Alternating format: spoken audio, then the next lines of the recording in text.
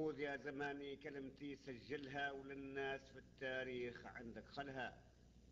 خذ وسجل فضايل تراث الشعب راك تأجل. مضى الوقت لعل الرحيل معجل وبعد الكبار منين بتحصلها. وفيه قول لبعض الشباب يخجل يحير أفكار الناس ويضللها. بعض الشباب الغافل عن ذكر تاريخ البوادي جافل. جهاد وسبيب وبر فيه قوافل ونجوع في أرض العفا منزلها. وعن الصرابة والربيع الحافل أوصاف مستحيل الشعر ما فصلها.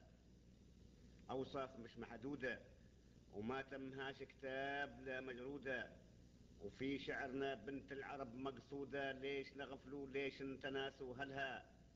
بلا مواخذة نذكر اللي موجودة ومش عيب بنبين دليل عملها.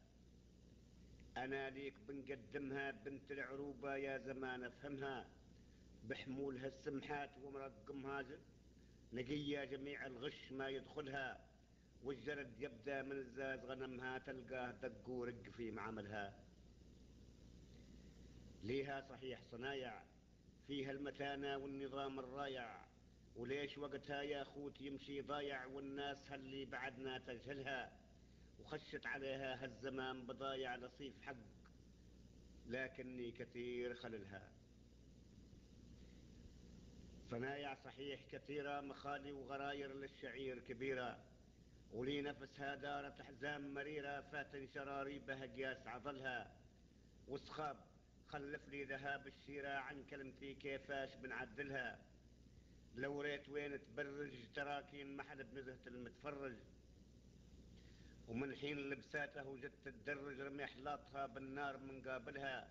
وغير زور واديها الشهير وعرج وهلل على الشعبة اللي تنزلها. زور العرب بوادي وانشد عليه بنوة ظليل اجوادي. وقداش صنع من غبار الصادي سريع لهبته فوق الكفوف شعلها. مشم في الجهاد وحارب لا عادي وحس الزغاريت العقول خبلها. وفتاتنا العصرية عاشت حياة العلم والمدنية. خشت الطب ودارت الجمعية واخبارها موج الاثير نقلها. وفي الكمبيوتر اصبحت فنية وفاكس والانترنت ما تجهلها. وتستاهل الشكران حتى هي ومش عارفك اين اللي تفضلها. خذ يا زماني كلمتي سجلها وللناس في التاريخ عندك خلها.